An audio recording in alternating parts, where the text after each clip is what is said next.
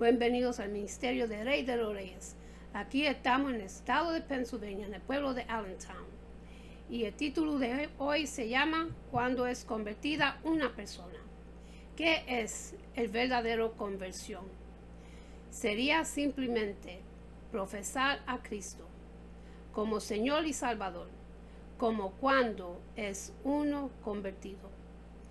Es arrepentido inmediato o es un proceso gradual que dura toda una vida.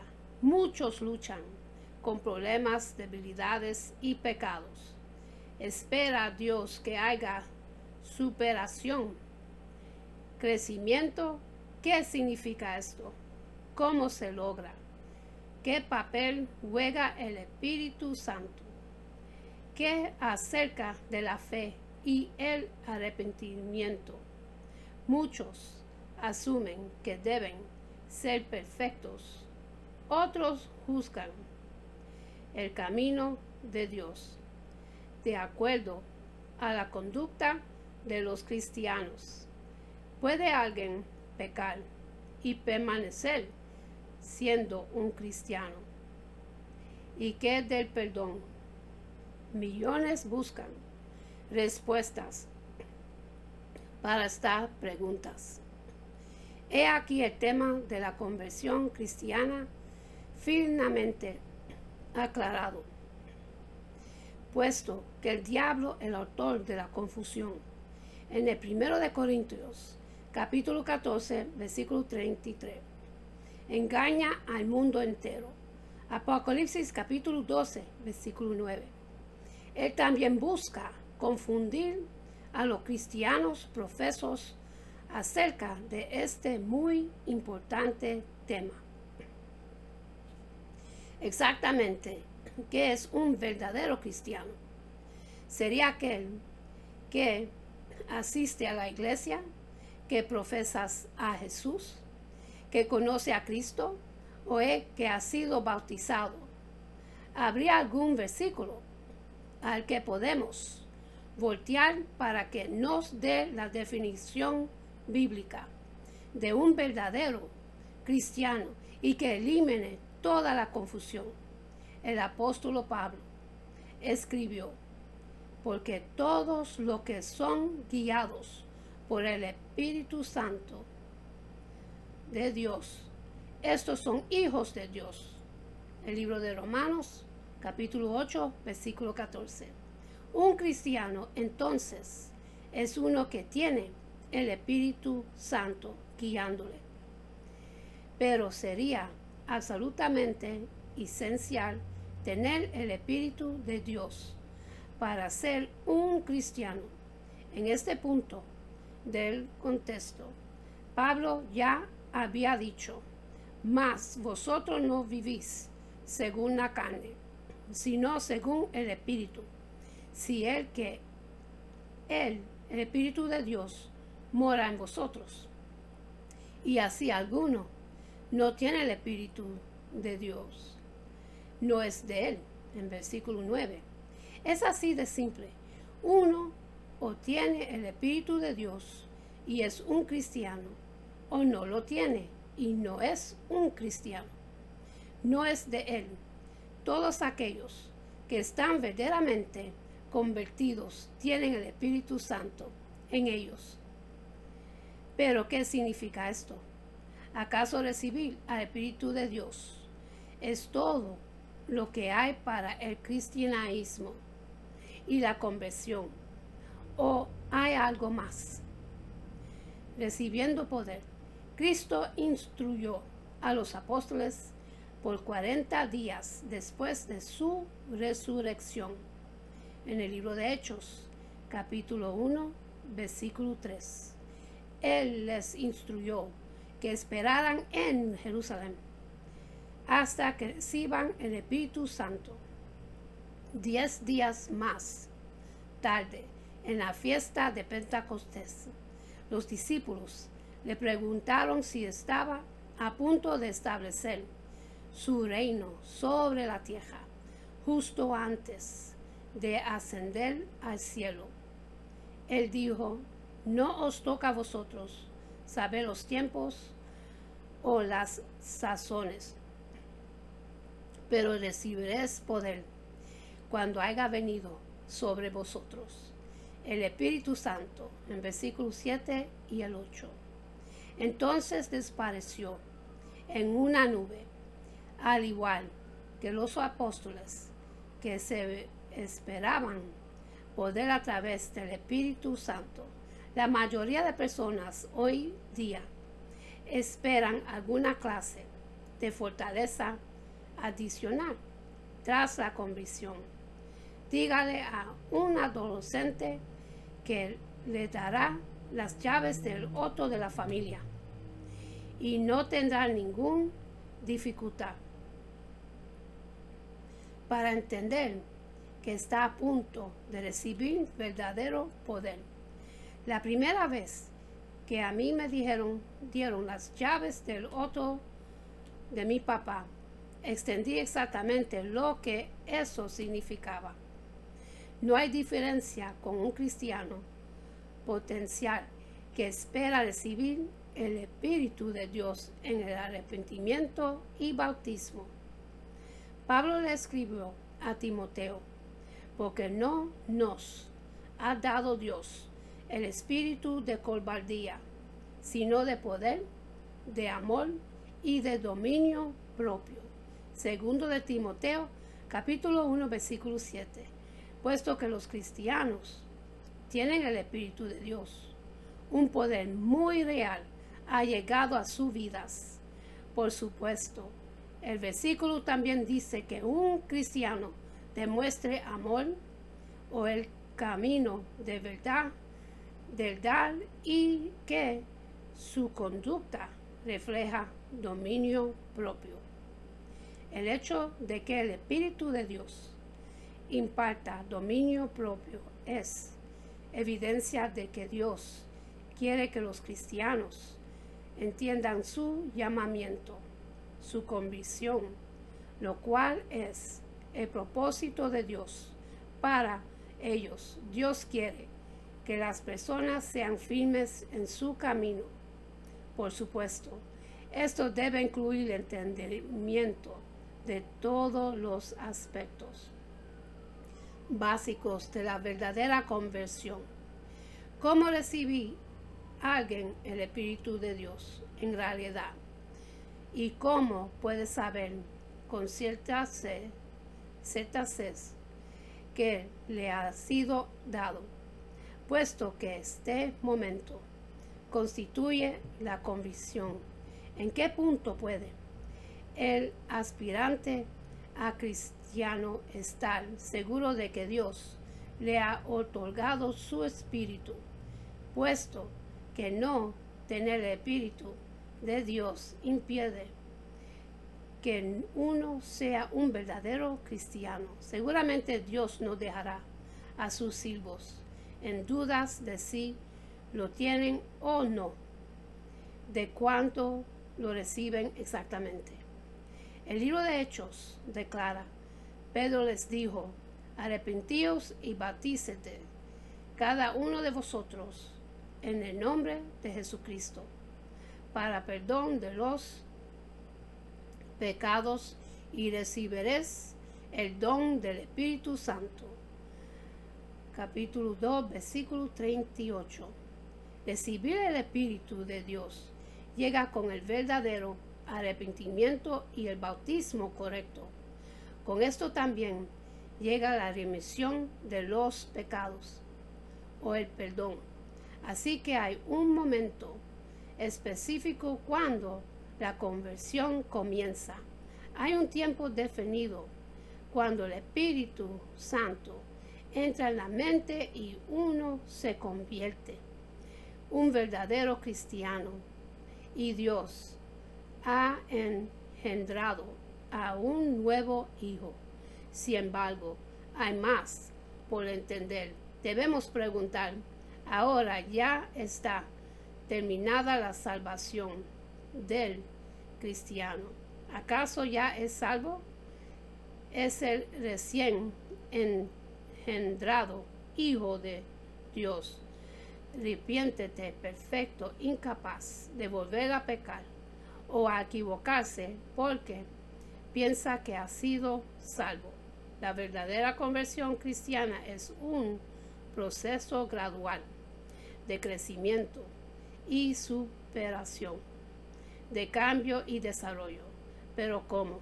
Y al final del proceso, ¿cuál es la apariencia del cristianismo terminado? ¿Y qué tiene que esto que ver con la meta de un cristiano y con lo que está tratando de obtener como su recompensa final por haber sido un cristiano? El propósito de Dios para los cristianos durante su ministerio, Cristo proclamó el Evangelio del Reino de Dios escondido dentro de este mensaje. Está el entendimiento del asombroso y increíble potencial humano para aquellos que verdaderamente se rindan a Dios.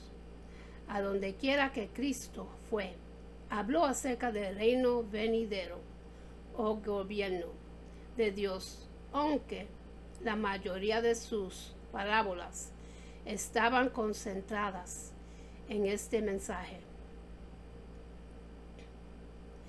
Pocos de quienes las escucharon entendieron su significado, y cuando él hablaba estas parábolas, siempre incluyó cómo es que los verdaderos cristianos estaban cualificados para convertirse en parte de ese gobierno.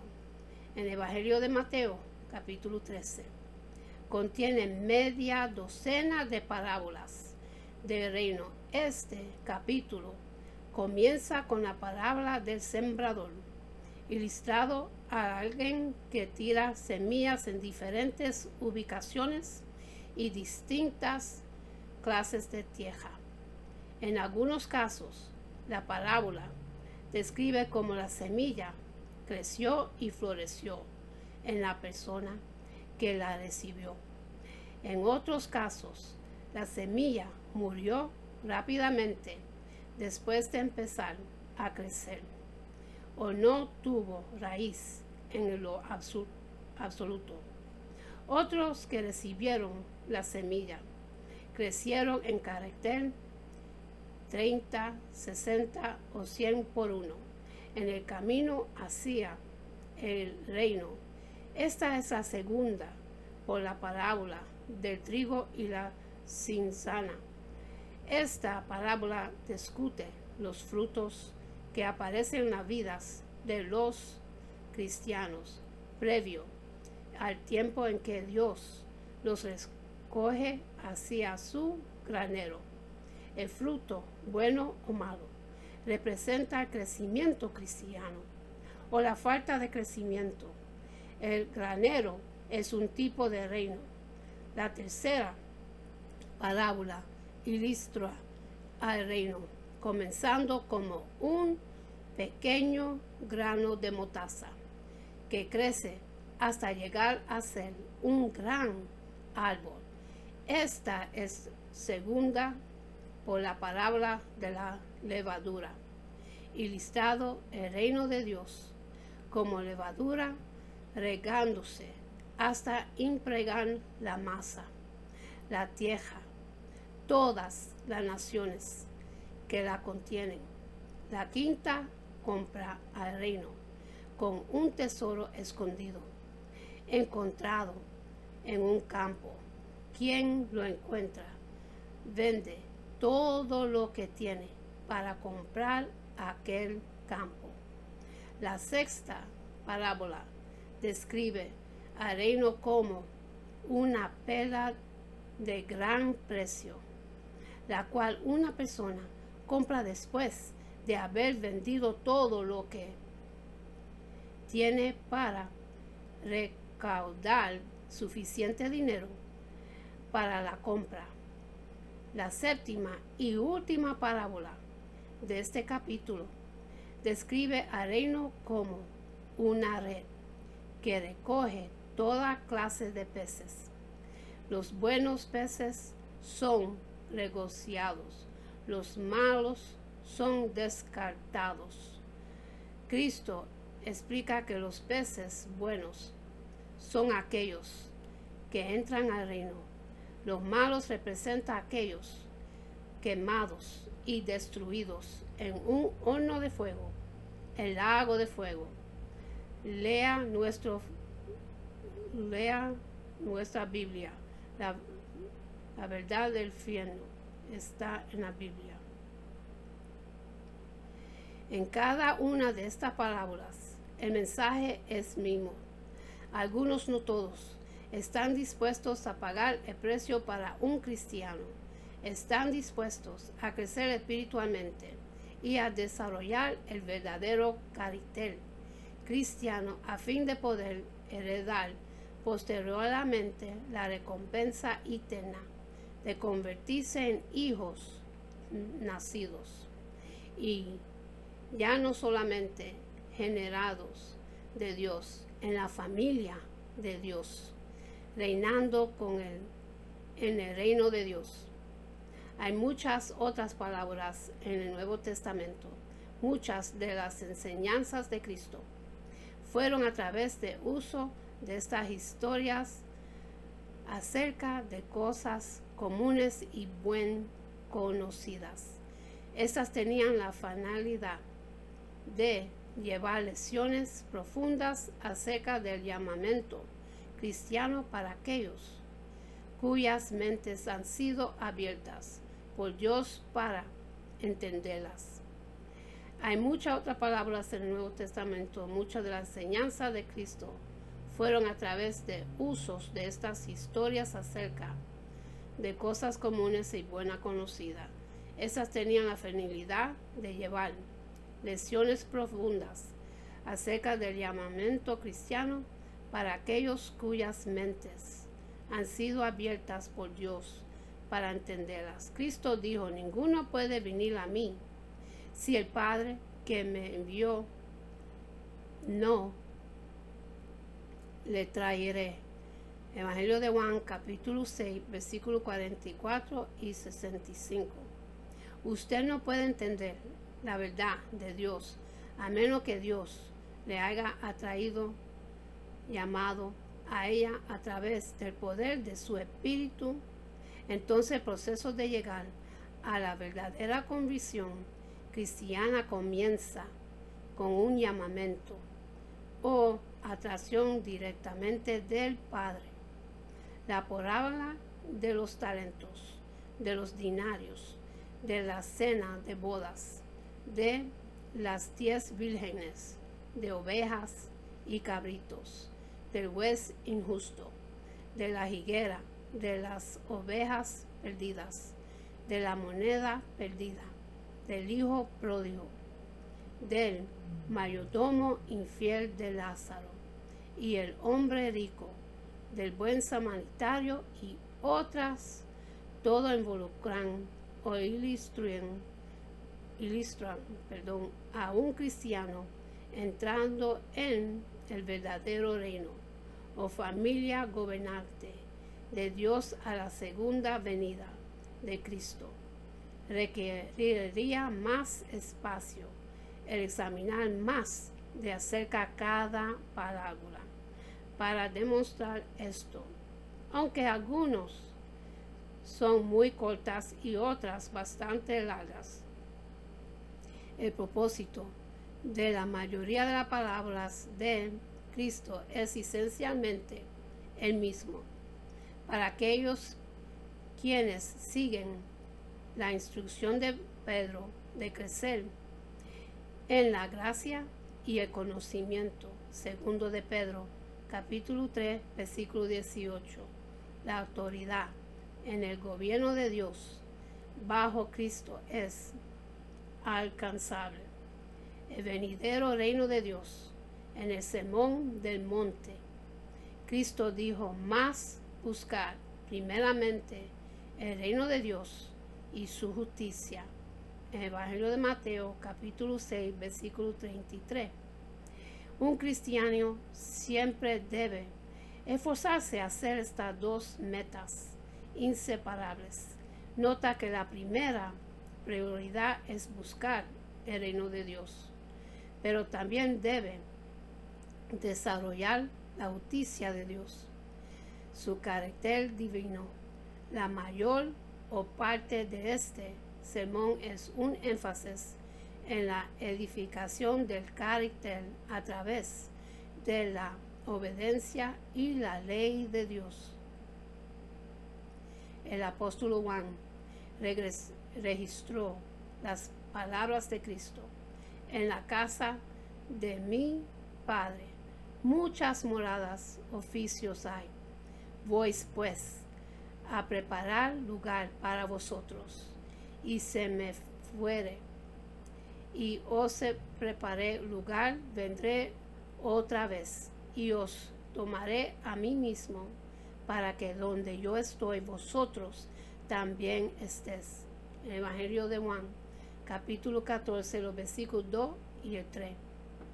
Primero, hay muchos oficios en la casa, el reino de Dios. Segundo, Cristo está preparando estas posiciones antes de que venga otra vez. Tercero, los cristianos no van a ir a donde Él está para estar con Él, porque Jesús dijo: vendré otra vez. El cielo jamás ha sido la recompensa de los salvos. Al cristiano se le ofrece una gerencia de autoridad sobre la tierra. El Evangelio de Mateo, capítulo 5, versículo 5. Un capítulo más adelante, en el Evangelio de Juan, capítulo 15, los versículos 1 y el 2, Cristo continúa: yo soy la vid verdadera. Todo pámpano que en mí no lleva fruto, lo quitará, y todo aquel que lleva fruto, lo limpiará para que lleve más fruto. En el versículo 5, Él dice nuevamente: lleva mucho fruto. Y en el versículo 8, en esto es glorificado mi Padre, en que lleves mucho fruto. Finalmente dice: yo os elegí a vosotros para que vayas y lleves fruto. En el versículo 16. Un cristiano lleva fruto en su vida.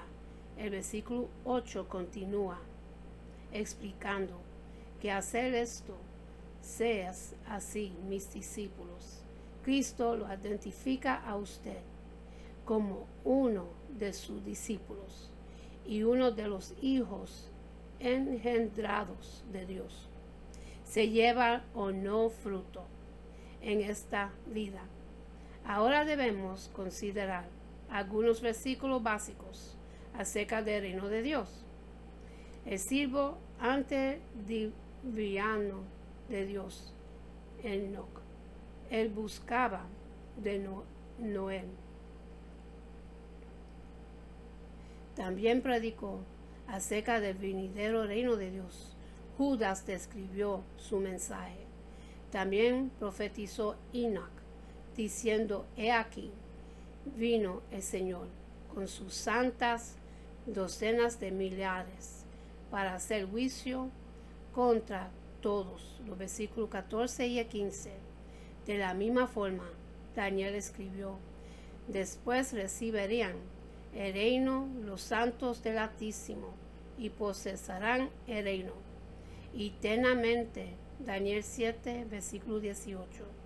Los versículos 22 y el 27 retiran esta recompensa para los verdaderos cristianos.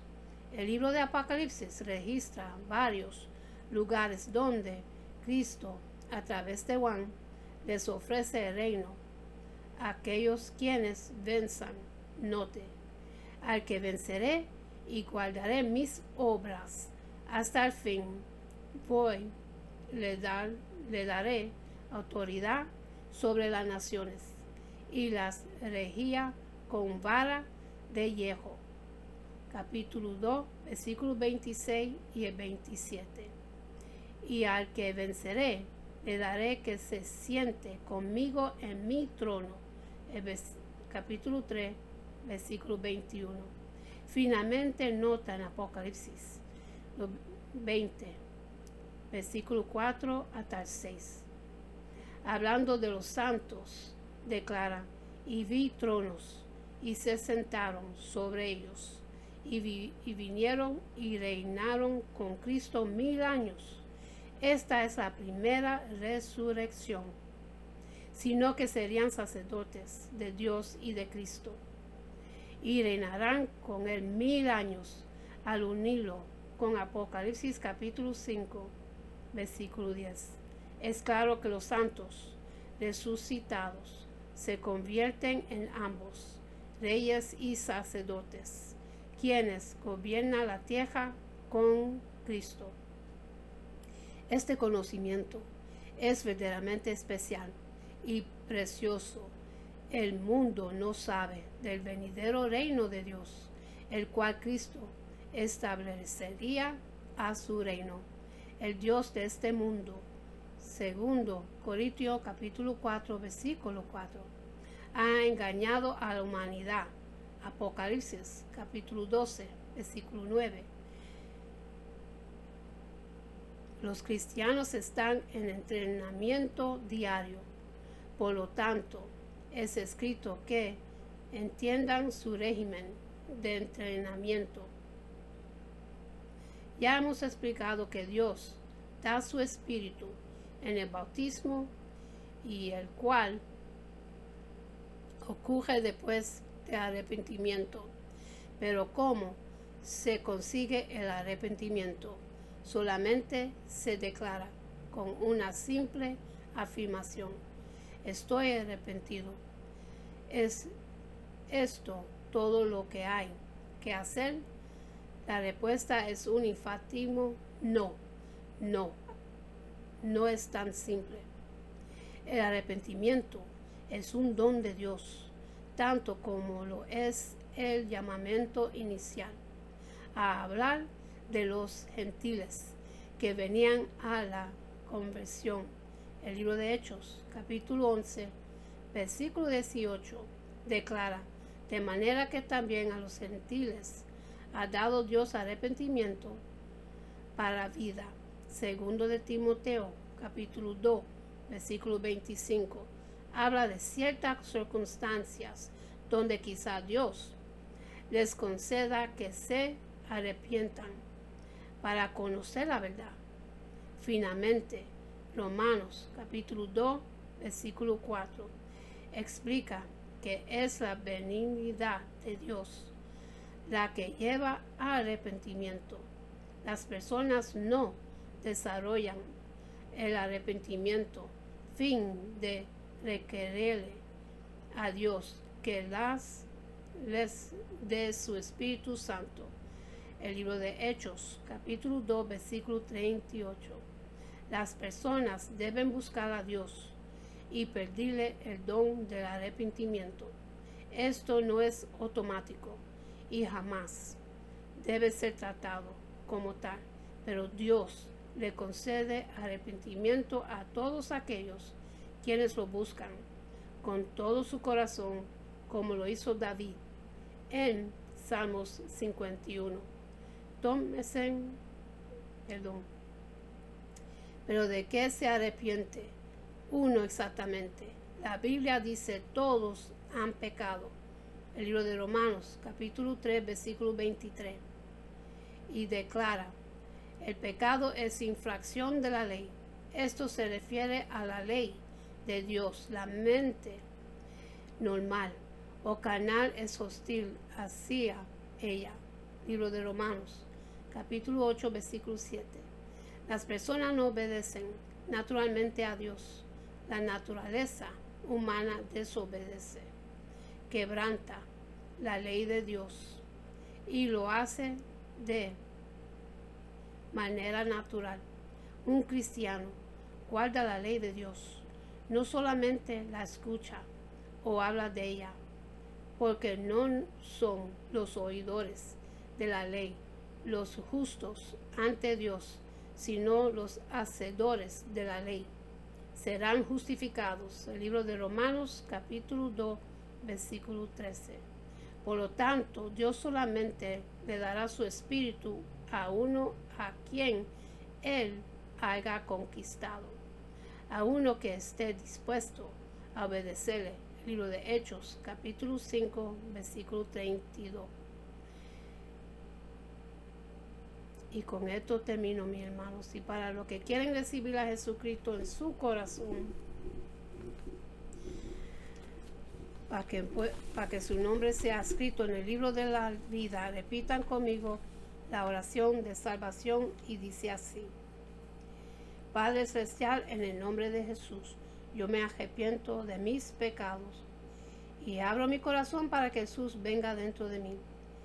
Jesús, tú eres mi Señor y Salvador. Creo que moriste por mis pecados y se levantó de los muertos.